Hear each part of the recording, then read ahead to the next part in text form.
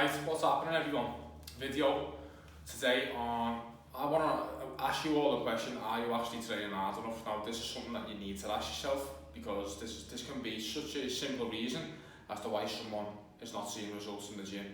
Now this is sparked again from a tweet on Twitter that I posted this today about leg training. I put up an example, it had like 8 exercises, it was nearly 30 sets of legs, and I said if you're doing something like this, you're obviously not training hard enough, and it's a ton of junk volume, and again it gets a lot of hate in the comments and people are not understanding why. Now I'm going to go over a question that I want you all to ask yourself, and just a good rule of thumb to go by for all of your training if we're trying to get as big as we can, build as much muscle as we can, and hypertrophy is the main goal. Okay, so you probably heard me talk about many times in these videos and on Twitter about the reps and reserve scale, or RPE. Now for the sake of this video, I'm going to talk about reps and reserve. Now if you look at this scale here, this is failure. 0 reps in reserve, 0 reps in the tank is failure, obviously. And then 10 here, 10 reps in the tank is 10 reps shy of failure. So let's use an example now. So let's say we're doing a bicep curl, a cable bicep curl, whatever it is. And we do a set of 10 reps and we had 6 reps in the tank. So we could have done 16 at a push and we stopped at 10. That's going to leave us here. That's not where we need to be. That is going to result in fuck all growth. That is not hard enough to stimulate the body to change, make the adaptations that it needs to do in order to come back bigger and stronger. Most of our training needs to be in this 0 to 3 reps in reserve. Now, I'm not going to talk about should we train to complete failure or not. That's a topic from another video. We can get lost in the woods with that.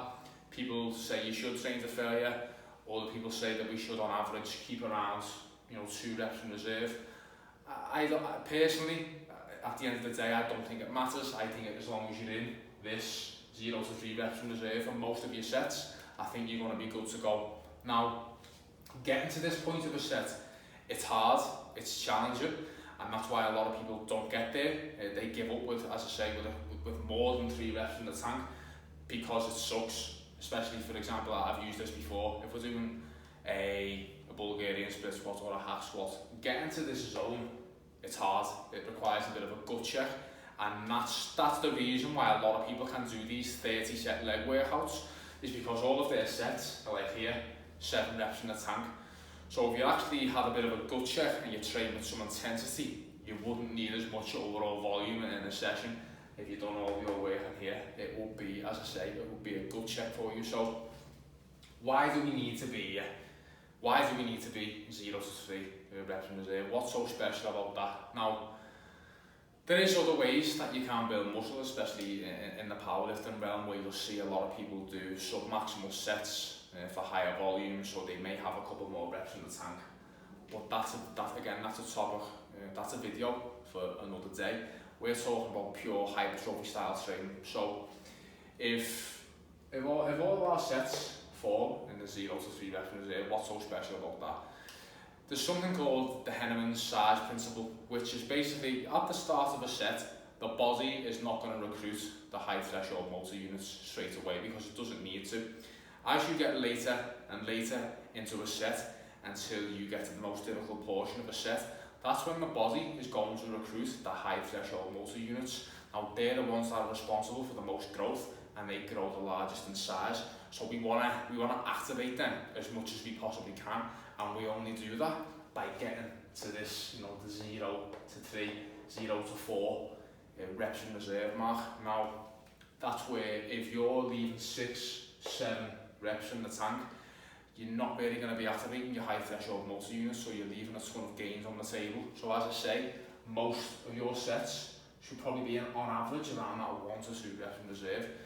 This is it's a game changer for people, because people are actually, when you actually question it and you look at their training, they're not training hard enough. Now, the analogy I like to use this with all my clients, when they send me footage of training or anything like that, and they send me a video of what they've done, I will ask them, I will go, right, you were programmed to do a set, it could have been a leg extension at RPE 9, Now when they put that down, the leg extension down, they easily had another 5 reps in the tank.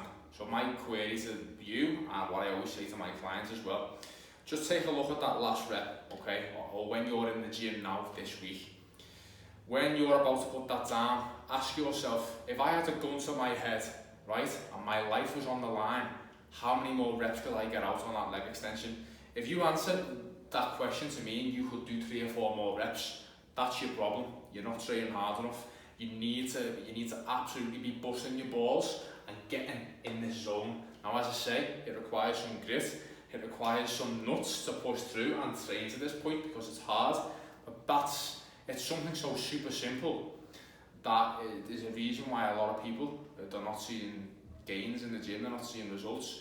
Your nutrition can be great, your recovery can be great, but if you train like a pussy and you're not getting to this zone, it's all for fucking nothing. It doesn't matter. As I say here, the training stimulus, it governs everything. It's number one. You can go and eat all your best fillet steaks and your carbohydrates, your meal time, you can have all of this on point. You can sleep 10 hours a night, but if you're not giving your body the stimulus with your training sessions by training hard enough, it's all for nothing.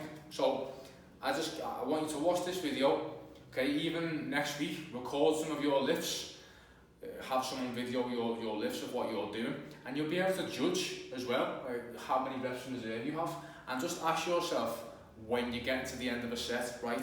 If it was a gun to my head here, how many more reps could I push out? You need to be thinking like that. And then when you make that transition into training this hard, then you will realise that you do not need as many sets in a session, and then you don't need as much work in the week because everything you're doing is of high quality and very, very stimulating. Okay, that's what this is all about.